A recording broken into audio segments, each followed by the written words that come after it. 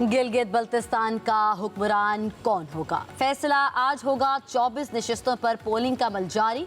Polling शाम 5 बजे तक बगैर किसी वक्फे के जारी रहेगी। 24 नशिस्तों के लिए 8 खवातीन समेत 403 उम्मीदवार आमने सामने। हुकूमत साजी के लिए किसी भी जमात या इत्तेहाद को 17 नशिस्तों की सादा अक्सरियत दरकार। 9,58,480 वोटर्स हक़ राय दही का इस्तेमाल करेंगे।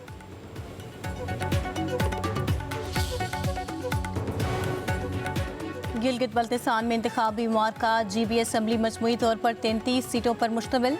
24 बराह रास्त मुंतखब होने वाली नशिस्तें, 6 खवातीन के लिए मखसूस और 3 टेक्नोक्रेट्स की सीटें शामिल। सियासी एतबार से दयामर और स्कर्दू सबकी तवज्जो का मरकज़। इलेक्शन में पीपल्स पार्टी के 23, नून लीग के 22 उम्मीदवार मैदान में। इस्तेकाम पाकिस्तान पार्टी के 15, पाकिस्तान मुस्लिम लीग के 11 उम्मीदवार मद्दे मुकाबिल। जमात इस्लामी और MQM के 6 उम्मीदवार सामने आए।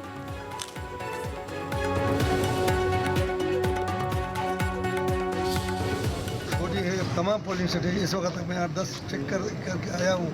हर में 8 बजे से शुरू हुआ है और लोगों की इतना रश है हर पोलिंग स्टेशन में, खुसूसन लेडीज़ के पोलिंग स्टेशन में तो बहुत ही ज़्यादा रश है।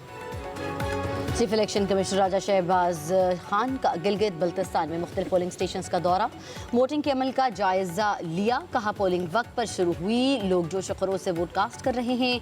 DRO ROs अहकामात पर सख्ती से अमल दरामद यकीनी बनाएं। चीफ इलेक्शन कमिश्नर ने कुलमदास पुलिस लाइन में कायम कंट्रोल रूम का दौरा करके सिक्योरिटी का भी मुआयना किया।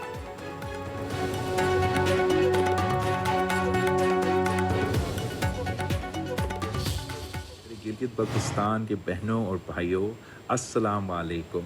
आज इंतखाबात का दिन है और मेरा आपसे दरख्वास्त है कि आप भारी तादाद में निकले, तीर पे मोड़ लगाएं, पाकिस्तान पीपल्स पार्टी को जितवाएं, ताकि मैं और आप मिल के गिलगित बल्तिस्तान का किस्मत तब्दील कर सकते हैं।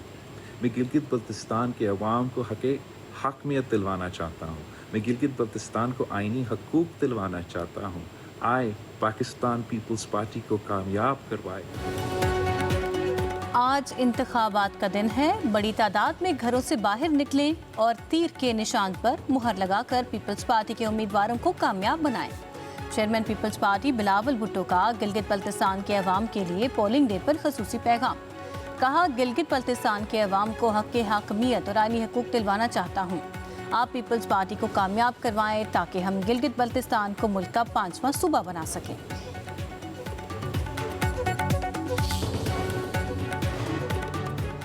अमेरिका और ईरान के दरमियान पायदार जंगबंदी के लिए पाकिस्तान की सिफारती कोशिशें। वज़ीर दाखिला मोहसिन नकवी की तेहरान आमद। ईरानी हम मनसब सिकंदर मोमिनी से मुलाकात।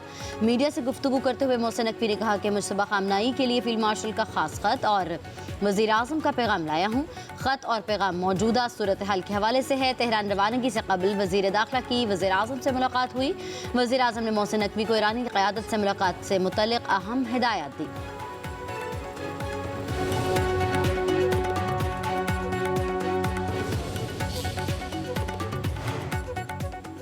पाकिस्तान काबिल एतमाद सालिस है। ईरान अमरीका जंगबंदी में पाकिस्तान के किरदार को सराहते हैं। तेहरान में चीन के सफ़ीर कॉन्गपेव का ईरानी खबर एजेंसी को इंटरव्यू। कहा, चीन मशरिक़ वस्ता में अमन के फ़रोग, जंगबंदी में सहूलतकारी और पाकिस्तान के फ़ाल किरदार को सराहता है। ईरान के खिलाफ अमरीका और इसराइल की जंग बैनुल-अक़वामी क़वानीन की खिलाफ वर्जी का नतीजा है। तमाम इख्तिलाफ़ात का हल मुज़ाकरात और सिफारतकारी के ज़रिए निकाला जाना चाहिए।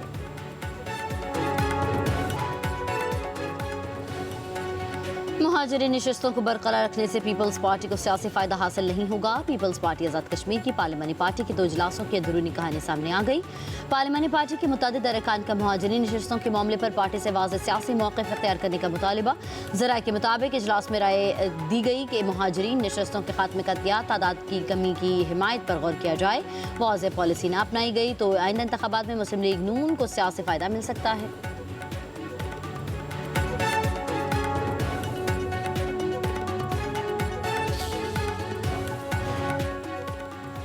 बिलावल भुट्टो आज़ाद जम्मू और कश्मीर की सूरत हाल से नाखुश। ज़राए के मुताबिक बिलावल भुट्टो ने आज़ाद कश्मीर पार्टी चैप्टर का इजलास आज शाम बुला लिया। PP चेयरमैन की सरबराही में इन कैमरा पार्टी इजलास इस्लामाबाद में होगा। बिलावल भुट्टो इजलास में अहम फैसले करेंगे।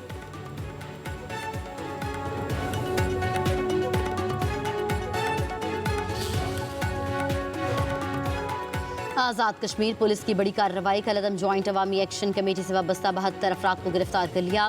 पुलिस के मुताबिक गिरफ्तार अफराद से असलहा, मुवासलाती आलात और मुस्तबद दस्तावेजात बरामद। हुकाम का कहना है कि अमन-ए-आमा खराब करने और इश्तियाल अंगेजी की मनसूबाबंदी के शवाहिद मिले हैं। गैर मुल्की अफराद से मशकूक रवाबित के इशारों की तहकीकात भी जारी। IG पुलिस आज़ाद कश्मीर कहते हैं कि पुरअमन एहतजाज और आईनी इजहार राय का एहतराम करते हैं। तशद्दुद, इश्तियाल अंगेजी, असलहे के इस्तेमाल और सड़कों की बंदिश की इजाज़त नहीं दी जाएगी। अमन-ए-आमा को नुकसान पहुँचाने वालों के खिलाफ कानून बिला इम्तियाज हरकत में आएगा।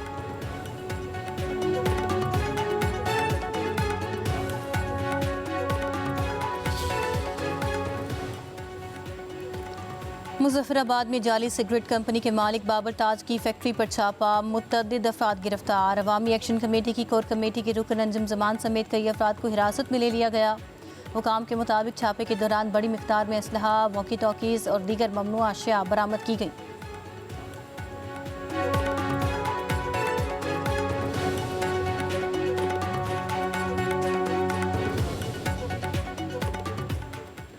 मैं नहीं समझता कि कैप्टन सफदर की इतनी बड़ी कोई सियासी हैसियत है कि उस पर मैं उस पर जवाब दूं, और उनकी सियासी हैसियत कितनी है वो आपको ख़ुद पता होगा।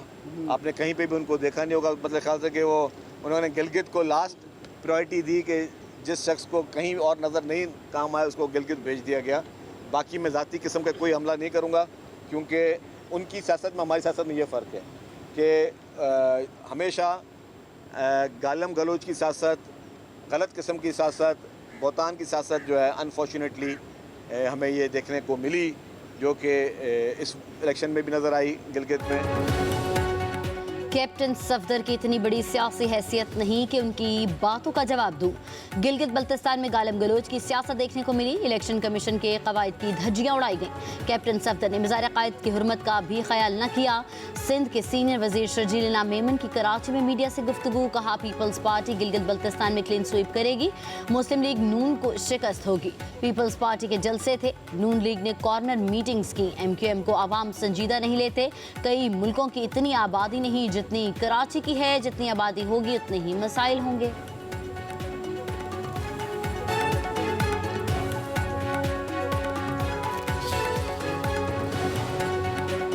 मनी लॉन्ड्रिंग के खिलाफ अहम पेशरफ्त। बहरिया टाउन के मॉरिशस में मौजूद 45 लाख अमरीकी डॉलर मालियत के बैंक अकाउंट्स मुंजमद कर दिए गए।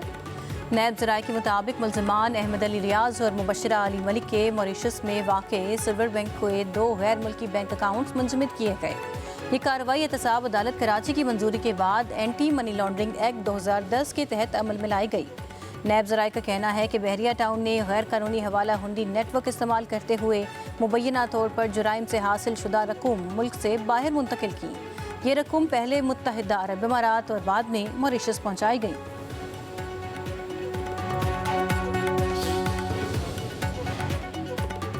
मूसा खेल की एक और तवाना आवाज़ शहीद कर दी गई। नर सहाफ़ी लाला इसराफील को नामालूम मुसल्लह अफराद ने खामोश कर दिया।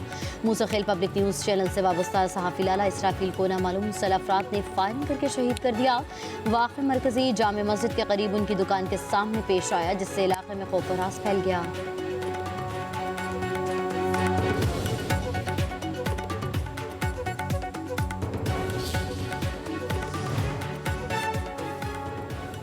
कोयटा में तेज़ाब गिरती का शिकार लेडी डॉक्टर की तबीयत संभलने लगी।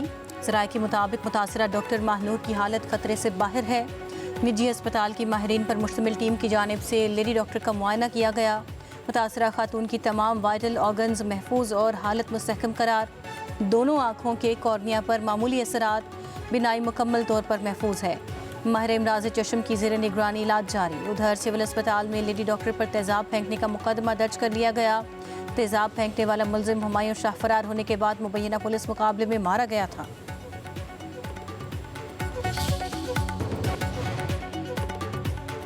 $34,000 पाकिस्तानी हुजाज करामद आएगी हज के बाद वतन वापस पहुंच गए। 84,791 पाकिस्तानी हुजाज अब भी सऊदी अरब में मौजूद हैं।